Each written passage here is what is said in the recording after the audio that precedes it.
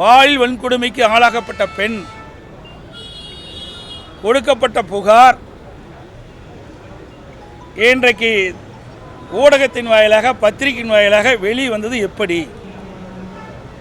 இது ஒரு தவறான முன்னுதாரணமாகிவிட்டது.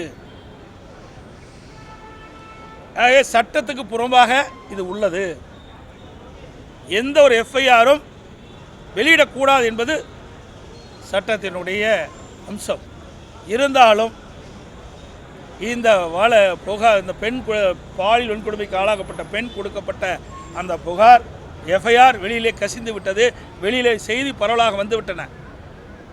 அதில் வந்த செய்திகள் எல்லாத்துக்குமே நாடு பூரா வந்துடுது. எல்லாருமே பேசிகிட்டு இருக்கிறாங்க. அந்த செய்தியில் அந்த பெண் சொல்கிறாங்க, அந்த சார் கூட கொஞ்ச நேரம் இரு அப்படின்னு சொல்கிறதாக செய்திகள். அந்த சார் யார்? யார் அந்த சார்? மக்கள் கேட்கின்றார். ஏன்னா குற்றவாளி தப்பிக்கக்கூடாது என்ற அடிப்படையில் தான் அனைத்து இந்திய அண்ணா திராவிட முன்னேற்ற கழகம் இந்த போராட்டத்தை முன்னிருந்து நடத்தி கொண்டிருக்கின்றது. அனைத்து இந்திய அண்ணா திராவிட முன்னேற்ற கழகத்துடைய நோக்கம் உண்மை குற்றவாளி தண்டிக்கப்பட வேண்டும். யார் அந்த சார்? அதற்கு இன்னும் காவல்துறையிடம் பதிவு இல்லை. இதே உயர் காவல்துறை அதிகாரி சொல்கிறார், 100 எங்களுக்கு ஃபோன் வந்தது. அந்த புகாரின் அடிப்படையிலே அண்ணா பல்கலைக்கழகத்துக்கு செல்கிறோம். அந்த பாலியல் ஆளாக்கப்பட்ட பெண்ணும் அங்கே இருக்கிற போஸ்ட் குழுவில் இடம்பெற்றிருக்கிற ஒரு பேராசிரியரும் சேர்ந்து இந்த புகாரை அளிக்கின்றார்கள் அப்படி என்று காவல்துறையுடைய ஆணையாளர் சொல்கிறார். அடுத்த நாள் உயர்கல்வித்துறை அமைச்சர் அவர் சொல்கிறார், அவர் அப்படி போஸ்ட் குழுவில் இருக்கிற உறுப்பினர் அப்படி புகார் கொடுக்கவில்லை என்று மறுக்கிறார். முன்னைக்கு காவல்துறை ஆணையாளர் அப்படி சொல்கிறார். 2ஆம் நாள் உயர்கல்வித்துறை அமைச்சர் அதை மறுத்து பேசுகிறார். இப்படிப்பட்ட சந்தேகங்கள்லாம் நிலவுகின்ற காரணத்தினால்தான் இதன் மூலமாக உண்மை குற்றவாளி தப்பித்து விடக்கூடாது என்பதற்காகத்தான் அனைத்து இந்திய அண்ணா திராவிட முன்னேற்ற கழகம் அந்த மாணவிக்கு நீதி கிடைக்க வேண்டும் என்ற அடிப்படையில் தான் நாங்கள் போராட்டம் நடத்துகிறோம். அதோட எங்களுடைய ஐடிவிங்கை சேர்ந்த நிர்வாகிகள் மக்களுக்கு விழிப்புணர்வு ஏற்படுத்த வேண்டும், உண்மை குற்றவாளி நாட்டுக்கு அடையாளம் காட்ட வேண்டும் என்ற அடிப்படையில் யார் அந்த சார் என்ற பதாகை ஏந்தி மக்களிடத்திலே அந்த விழிப்புணர்வு ஏற்படுத்தினார். அவர்கள் மீது பல்வேறு செக்ஷனில் வழக்கு போட்டிருக்கிறாங்க. இது கண்டிக்கத்தக்கது. இதில் என்ன தவறு இருக்கின்றது? யார் பேரை குறிப்பிடவில்லை. ஆனால் காவல்துறை ஆணையாளர் ஒருவர் தான் இதில் சம்பந்தப்பட்டவர் என்று அவர் குற்றம் சொல்கிறார், தகவல் தெரிவிக்கின்றார். ஆனால் பாதிக்கப்பட்ட பெண்ணுடைய செய்தியிலிருந்து வெளிவருவது மற்றும் ஒருவர் இருந்ததாக அந்த செய்திகள் தெரிவிக்கின்றன. அப்படி இருக்கின்ற பொழுது யார் அந்த சார், அதை கண்டுபிடிக்க வேண்டும் என்பதுதான் எங்களுடைய நிலைப்பாடு. இந்த யார் அந்த சார் சொல்லி நீங்கள் கண்டினியூஸாக இந்த லாஸ்ட் ஒரு 60 டேஸாக கேட்டுட்டு இருக்கீங்க. பட் போலீஸ் சைடில் என்ன சொல்கிறாங்கன்னா அப்படி ஒன்று நடக்கவே இல்லை. ஏன்னா அந்த பொண்ணை அவர் மிரட்டும் போது ஃப்ளைட் மோடில் இருந்து அப்படின்னு சொல்லி போலீஸ் சைட்லேருந்து ரியாக்ட் பண்ணுறாங்க. இது நீங்கள் எப்படி பார்க்குறீங்க? இது யார் புகார் கொடுத்தது? பெண் தானே புகார் கொடுத்தாங்க. அந்த புகாரில் தெரிவிச்சிருக்கிறாங்கல்ல, அதைத்தானே விசாரிக்க வேணும். நீ விசாரிக்காதையே ஒருவர் தான் அங்கே இருந்தார் என்று சொல்கின்ற பொழுதுதான் சந்தேகம் ஏற்படுது. அந்த சந்தேகத்தை போக்க வேண்டும், உண்மை குற்றவாளியை கண்டுபிடித்து தண்டிக்க வேண்டும் என்பதுதான் எங்களுடைய கோரிக்கை.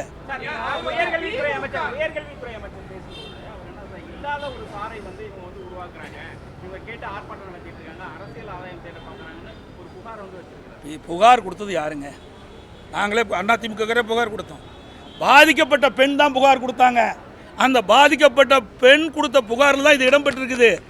அப்படின்னா அமைச்சர் யாரையும் காப்பாற்றுறதுக்காக இதை பேசிகிட்டு இருக்கார். அதனால தான் இந்த போராட்டமே வலுத்துட்டு இருக்குது. ஏதோ தங்களுக்கு வேண்டியப்பட்ட ஒருவரை காப்பாற்றுவதற்காக இத்தனை அமைச்சர்களும் குரல் கொடுத்துட்டு இருக்கிறாங்க. இன்றைக்கி பார்த்தீங்கன்னா இந்த உயர்கல்வித்துறை அமைச்சர் கொடுக்குறாரு, சட்டத்துறை அமைச்சர் அப்புறம் பேசுகிறாரு, அதுக்குப்பட்ட பிறகு சமூகத்துறை கீதா ஜீவன் பேசுகிறாரு. இவ்வளோ பேர் பேசுறதுக்கு என்ன காரணம்? யாரோ ஒருவர் இவர்களுக்கு வேண்டியப்பட்ட ஒருவர் இதில் சம்பந்தப்பட்டதாக பரவலான செய்தி இருக்கின்ற காரணத்தினால தான் இன்றைக்கு இவ்வளவு அமைச்சர்களும் இதுக்கு வரிஞ்சு கட்டிக்கிட்டு பேசுகிறாங்க. இன்னொன்று சொல்கிறேன், பொள்ளாச்சி பாலியலுங்கிறாங்க. பொள்ளாச்சி பாலியல் நடைபெற்ற உடனே சிபிஐக்கு நான் ஹேண்ட் ஓவர் பண்ணேன். சிபிஐ விசாரிக்க வேணும்னு உத்தரவு போட்டேன். நீங்கள் என்ன பண்ணுறீங்க? மாநில அரசாங்கம் பாலியல் வன்கொடுமைக்கு ஆளான பெண்ணுக்கு நீதி கிடைப்பதில்லை. அந்த பாலியல் இன்றைக்கி வந்து அண்ணா நகரில் ஒரு சிறுமி பாதிக்கப்பட்டாங்க. உதாரணத்துக்கு சொல்கிறேன். அந்த சிறுமி காவல் நிலையத்துக்கு போய் அண்ணா நகர் அனைத்து மகளிர் காவல் நிலையத்துக்கு புகார் கொடுக்குறாங்க. மெத்தனை போக்கள் இருக்கிறாங்க. அப்புறம் வேறொரு காவல் நிலையத்தில் அதை வந்து மாற்றுறாங்க. இதையெல்லாம் செய்தி வெளிவந்த பிறகு உயர்நீதிமன்றம் தானாக முன் வந்து அந்த வழக்கை எடுத்து சிபிஐக்கு இந்த வழக்கு விசாரிக்கிறேங்கிறாங்க. அப்படி சிபிஐக்கு விசாரிக்கின்ற அந்த வழக்கை ஏன் இந்த அரசாங்கம் உச்சநீதிமன்றத்தில் மேல்முறையீடு செய்கிறீங்க? சிபிஐ விசாரிக்கலாம்ல. அடியில் கனமாக இருந்தாலும் வழியில் பயம், உங்களுக்கு தான் எந்த வித தடங்களும் இல்லையா? யாரை காப்பாற்றுறதுக்காக உச்சநீதிமன்றத்தில் மேல்முறையீடு செஞ்சீங்க? இப்படிப்பட்ட சம்பவம்லாம் இந்த ஆட்சியில் நடைபெற்று கொண்டிருக்கின்றது. பெண்களுக்கு பாதுகாப்பு கிடையாது, சிறுமிகளுக்கு பாதுகாப்பு கிடையாது, மாணவிகளுக்கு பாதுகாப்பு கிடையாது, பெண்களுக்கு பாதுகாப்பு, ஒட்டுமொத்தமாக தமிழ்நாட்டு மக்களுக்கு பாதுகாப்பு இல்லை.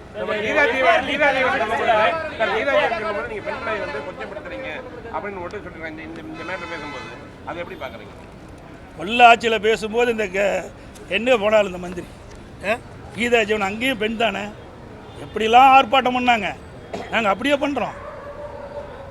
இன்றைக்கு பாதிக்கப்பட்ட பெண் கொடுக்கப்பட்ட புகார் செய்தியில் வெளியில் லீக்கேஜ் ஆகிட்டுது.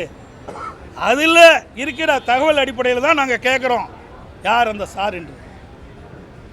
ஏன் இவ்வளோ பயம் உங்களுக்கு?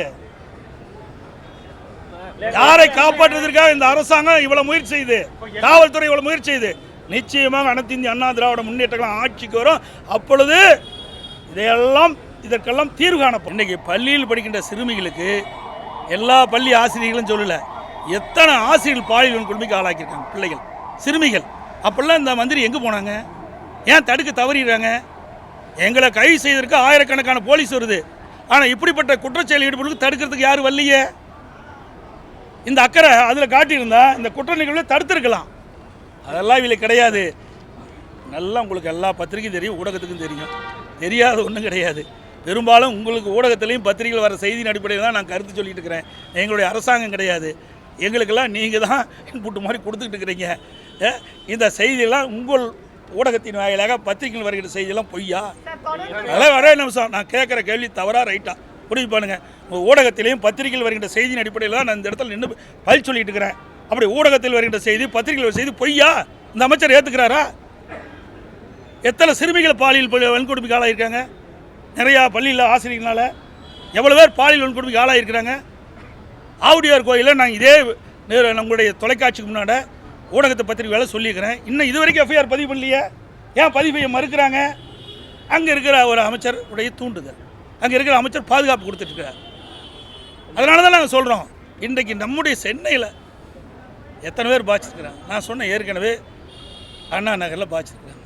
இன்னொரு மாணவி, மனவளங்குன்றிய ஒரு மாணவி, கல்லூரியில் படிக்கிற மாணவி, பல பேர் பாலியல் கூட ஆளாகிருக்கிறாங்க.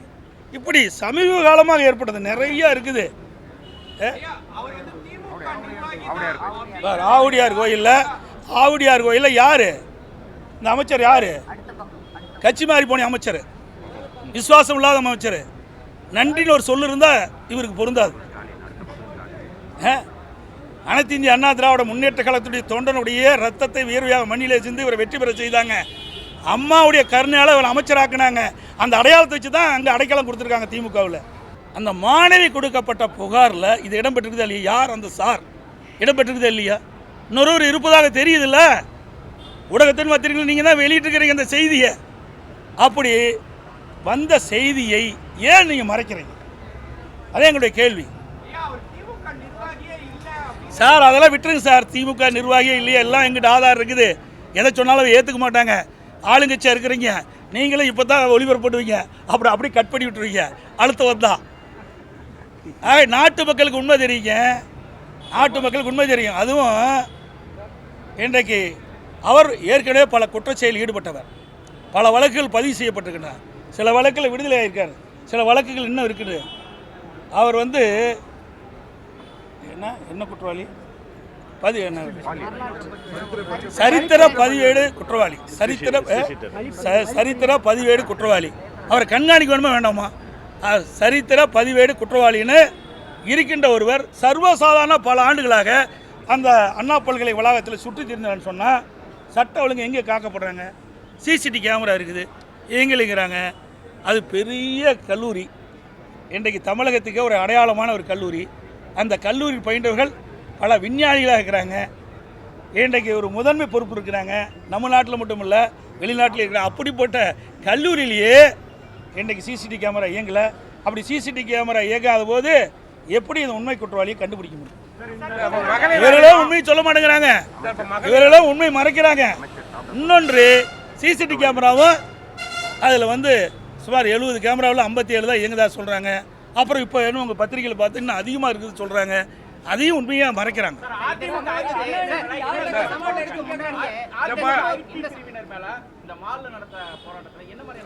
இன்னும் வரல, முழுமையாக எங்களுக்கு கிடைக்கல.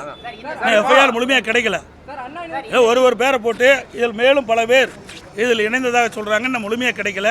முழுமையாக கிடைத்த பிறகு அந்த தகவலை உங்களுக்கு சொல்கிறேன். குற்றவாளியோட வீட்டில் வந்து மந்திரிகள் மந்திரி சாப்பிட்ட மாதிரியும் துணை மேயர் சாப்பிட்ட மாதிரிலாம் காட்சிகள்லாம் வந்ததில்ல. இப்போ அதே மாதிரி வந்து இப்போ அவங்க அதை பற்றி நீங்கள் என்ன கருதுறீங்க? அதே மாதிரி இப்போ மகளிர் ஆணையம் வந்து அவங்க பார்த்துட்டு வரும்பொழுது காவல்துறை காவல்துறை வந்து நிறுத்தியிருக்குன்னு சொல்லியிருக்காங்க. அது நீங்கள் என்ன சொல்லுங்கள்? அதாங்க, நாங்கள் எதை சொன்னாலும் மறுக்கிறாங்க. முன்னாடி அமைச்சர்கள் ஏதாவது ஒன்று சொல்லி மக்களை குழப்ப பார்க்குறாங்க. இதையெல்லாம் ஏற்கனவே தம்பி சொன்ன மாதிரி அவர் கட்சியிலே இல்லைங்கிறாரு. கட்சியிலே இல்லாதவர் இப்படி பவள விழாவில் எப்படி போய் கலந்து கொள்ள முடியும்? கட்சியில் இல்லாத ஒருவர் எப்படி போய் பவள விழாவில் கலந்து கொள்ள முடியும்? ரெண்டாவது, அவர் வந்து முரசொலியிலே வந்திருக்குதா சொல்கிறாங்க, எனக்கு கிடைச்ச தகவல். அடுத்தது வந்து அமைச்சர் ஒருவர் வீட்டில் போய் சாப்பிட்றதாக தகவல். இதெல்லாம் சொன்னால் மறுப்பாங்க. அதனால தான் நான் மக்களிடத்திலே விட்டுட்டேன். ஊடகம் பத்திரிகையில் நியாயமான இந்த கருத்தை வெளிப்படுத்தணும். உயர்நீதிமன்றம் இன்றைக்கி வந்து ஒரு நல்ல தீர்ப்பு கொடுத்துருக்குது, அதை வரவேற்கிறோம். அதன்படி உண்மையாக இந்த விசாரணை நடைபெற்று உண்மை குற்றவாளி தண்டிக்க வேண்டும். அதுதான் எங்களுடைய அதிமுக முன்னெடுத்த போராட்டத்தை பாஜக மாநில தலைவர் அண்ணாமலை வந்து பாராட்டியிருக்காரு. அதான் பாராட்டிட்டார். அப்படின்னு என்ன விஜயுடைய கட்சியுடைய சேர்ந்த பெண்கள் வந்து அதை போஸ்ட் அடிச்சு கொண்டு போயிருக்காங்க.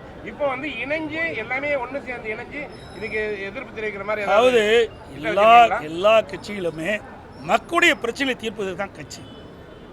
மக்களுக்கு பிரச்சனை ஏற்படுகின்ற பொழுது அந்த பிரச்சனைக்கு தீர்வான என்பதுதான் ஒவ்வொரு கட்சியோட நிலைப்பாடு. அந்த நிலைப்பாட்டில் அதிமுக இருக்குது. பல கட்சிகளும் அந்த நிலைப்பாட்டில் இருக்கிறாங்க. அது வரவேற்கத்தக்கது.